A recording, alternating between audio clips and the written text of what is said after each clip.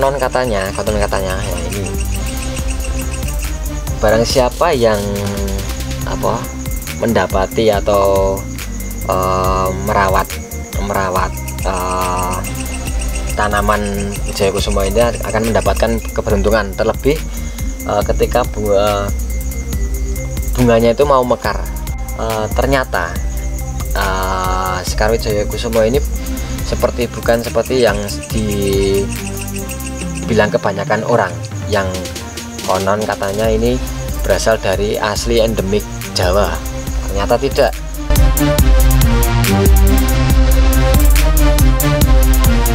Assalamualaikum warahmatullahi wabarakatuh. Salam sejahtera Sobat Manggala dimanapun berada. Tentunya harapan kita semuanya dalam keadaan sehat walafiat dan tidak kekurangan suatu apapun. Untuk kali ini kita bukan sedang akan membahas tentang peksi haji maupun tosan haji, tapi kali ini saya akan membahas tentang beberapa mitos atau kepercayaan pada masyarakat tentang bunga yang cukup fenomenal, yang sangat terkenal dengan hal-hal yang berkaitan dengan magis, yaitu adalah Sekar Wijaya Kusuma.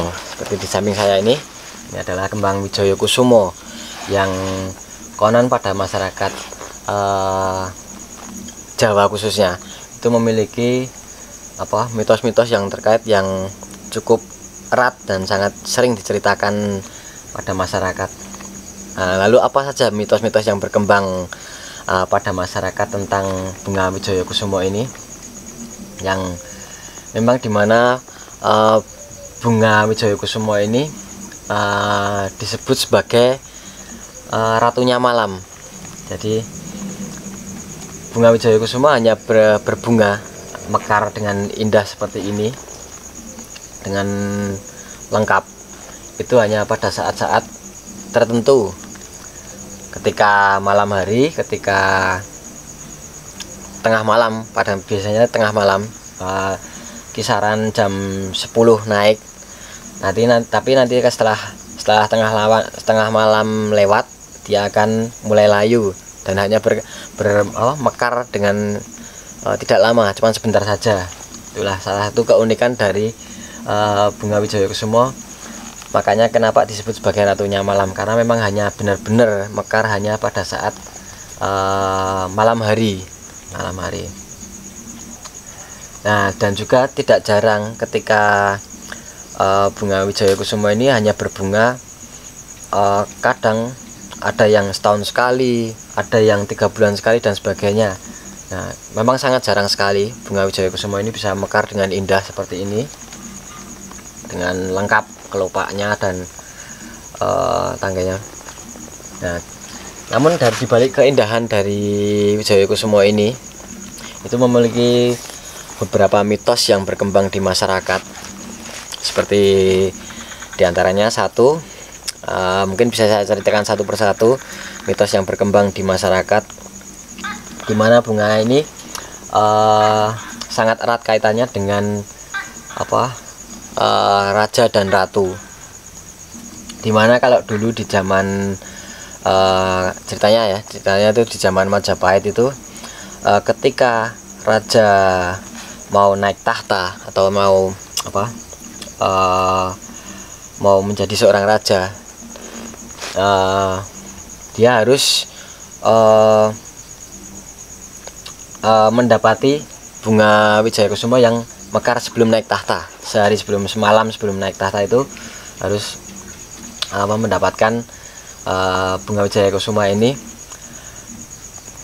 ketika sebelum naik tahta, supaya kerajaannya itu berada di dalam masa kejayaan. Jadi ketika seorang raja yang sebelum bertahta mendapati bunga Wijaya Kusuma, itu akan berjaya dalam artian seperti pada namanya sendiri kan Wijaya Kusuma, artinya Wijaya itu kan kejayaan, Kusuma itu kan istilahnya berdiri tegak, kokoh gitu. Nah, itu berjaya dengan kuat. Nah, itu mungkin keterkaitannya di situ juga.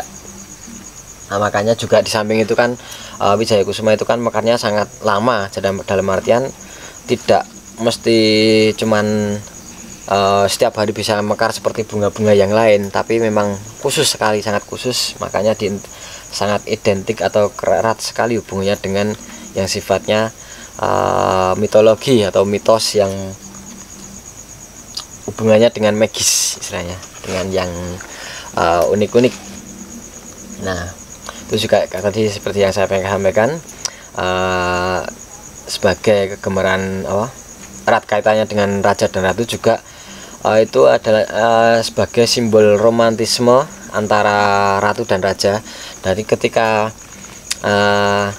malam-malam tertentu di mana bunga Wijaya Kusuma itu mekar, seorang raja harus ke hutan untuk mencari bunga Wijaya Kusuma yang mekar ini. Kemudian setelah itu dipetik, mungkin ya yang jelas dikawal oleh para pengikutnya ya di tengah hutan, terus untuk mendapatkan Wijaya Kusuma untuk dipersembahkan, untuk dihadiahkan kepada istrinya atau permaisurinya di keraton atau di kerajaannya. Nah, jadi perjuangan dari Wijaya Kusuma itu juga mitosnya itu erat kaitannya dengan raja dan ratu. Juga di samping itu juga berkembang cerita di masyarakat bahwa bunga Wijaya Kusuma ini salah satu kegemaran dari penguasa laut selatan, yaitu Nyai Roro Kidul ya. Jadi katanya saya juga nggak begitu mengetahui persisnya seperti apa. Jadi bunga Wijaya Kusuma ini konon salah satu sesaji yang diperuntukkan kepada Nyai Roro Kidul yang dipakai Wijaya Kusuma, karena memang konon katanya kesukaan dari si penguasa laut selatan tersebut. Mitosnya juga itu tadi dua mitos dari kata raja dan ratu, kesukaan ratu pantai selatan. Juga konon katanya ya, ini barang siapa yang mendapati atau merawat tanaman Wijaya Kusuma ini akan mendapatkan keberuntungan, terlebih ketika bunganya itu mau mekar di rumahnya. Ya, semoga saja kita mendapatkan keberkahan sesuai ya seperti dalam mitos-mitos yang ada ya. Jadi katanya seseorang yang merawat tanaman bunga Wijaya Kusuma hingga mau berbunga itu akan mendapatkan rezeki atau keberuntungan yang melimpah bagaikan seperti seorang bangsawan. Konon katanya seperti itu. Juga itu tadi untuk konon katanya itu kerezekian istilahnya, itu juga keberkahan. Juga yang berikutnya, mitos keempat itu konon katanya bisa mengangkat derajat seseorang. Derajat dari ketika seseorang yang merawat tanaman Wijaya Kusuma dan hingga berbunga, derajat dari seseorang itu akan terangkat. Seperti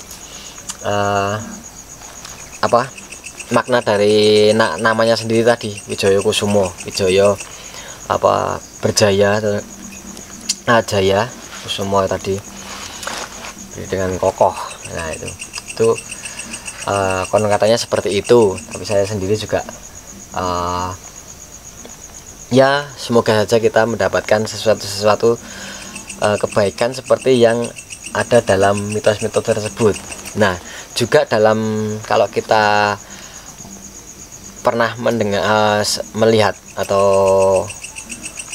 mendengarkan wayang kulit juga yang ada di Nusantara, Wijaya Kusuma itu merupakan salah satu senjata yang salah satu pusaka milik tokoh yang sangat fenomenal di pewayangan, yaitu punya Sri Kresna.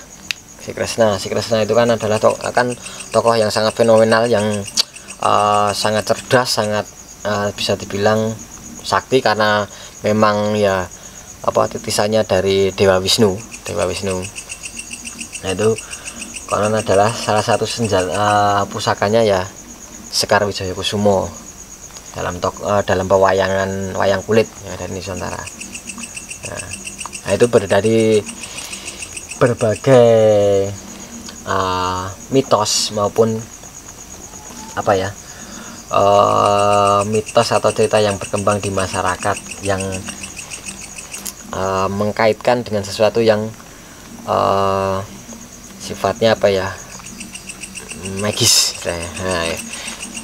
Jadi memang Wijaya Kusuma itu berbunga memang sangat jarang, dan baunya harum sekali. Baunya harum ketika mekar, dan uniknya memang kembang atau bunga Wijaya Kusuma itu hanya mekar pada saat malam, tengah malam khususnya. Nah, pada saat ini seperti sekarang ini kan, ini jam 12-an.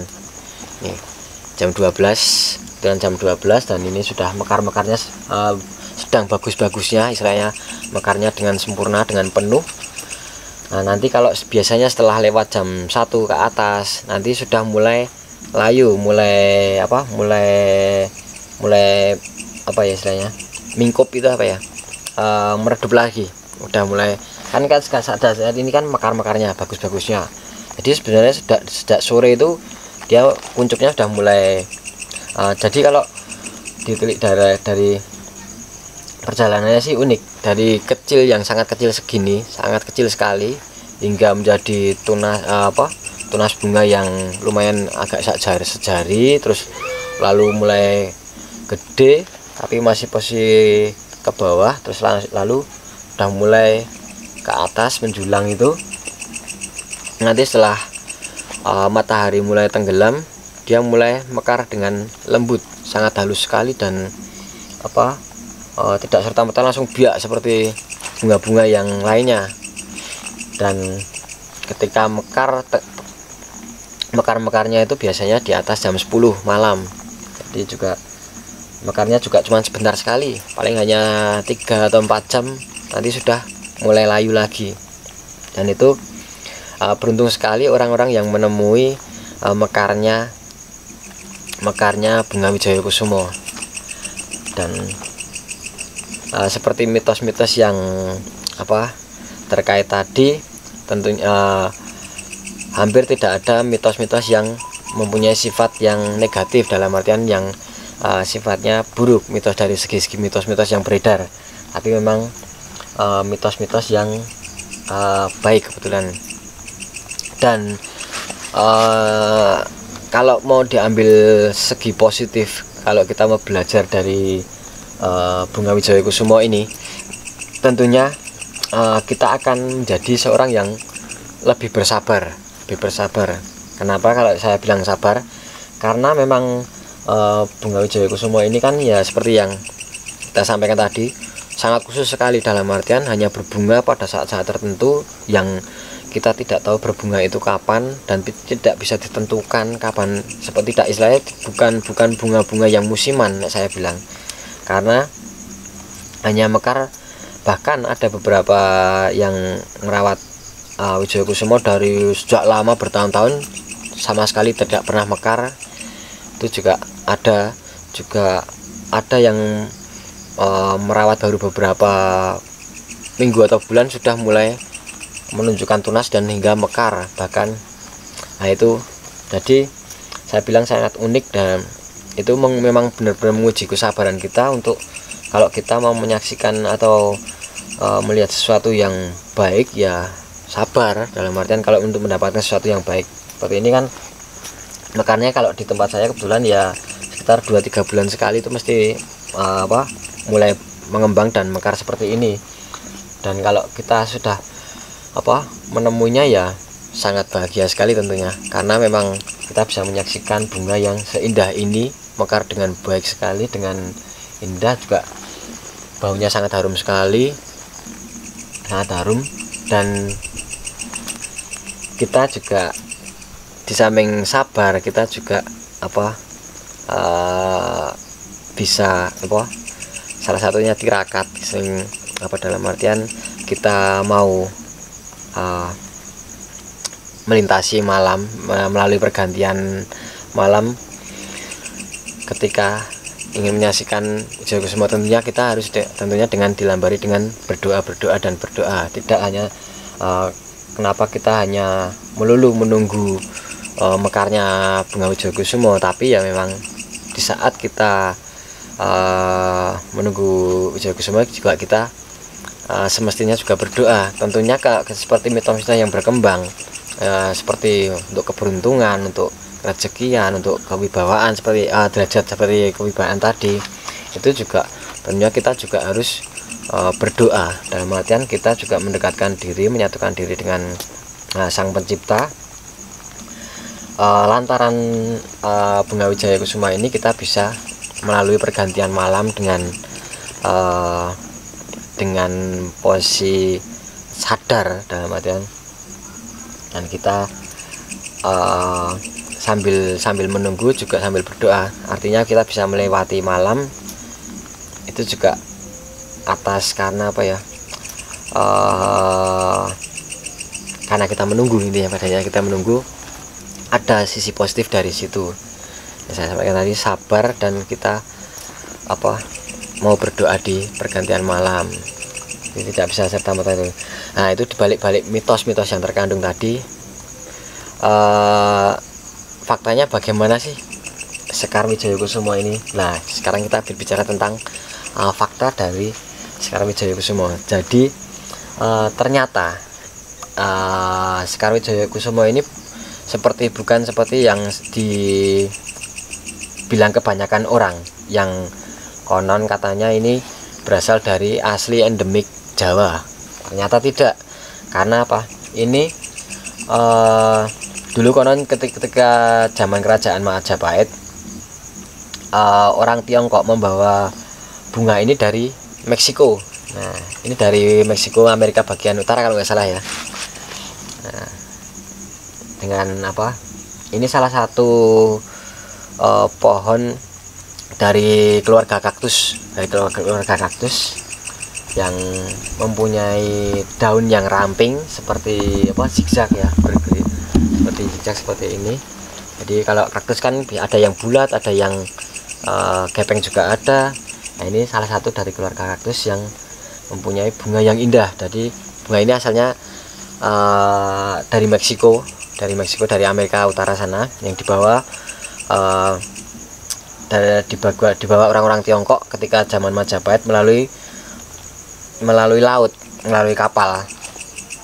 Tuh, yang kebetulan ditanam di Jawa ini sangat cocok dengan iklimnya, juga bisa tumbuh subur dan bisa berbunga dengan baik.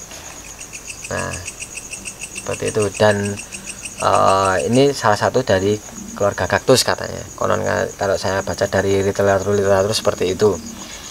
Yang mempunyai kalau nggak salah itu nama ilmiahnya saya nggak begitu hafal. Kalau nggak salah Epiphyllum gitu. Saya nggak begitu ngeh tentang nama ilmiahnya.